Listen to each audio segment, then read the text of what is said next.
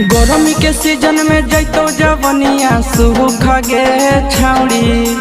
गर्मी के सीजन में जैतो जवनिया सूख गे छौड़ी।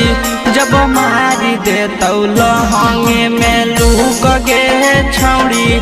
जब मारी देतौ लहंगे में लूक गे छौड़ी। आगे बढ़े लगतौ दिने दिने दुख गे छौड़ी। आगे बढ़े लगतौ दिने दिने दुख गे छौड़ी।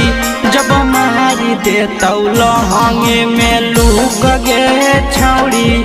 जब मारी देतौ लहंगे में लूक गे छौड़ी।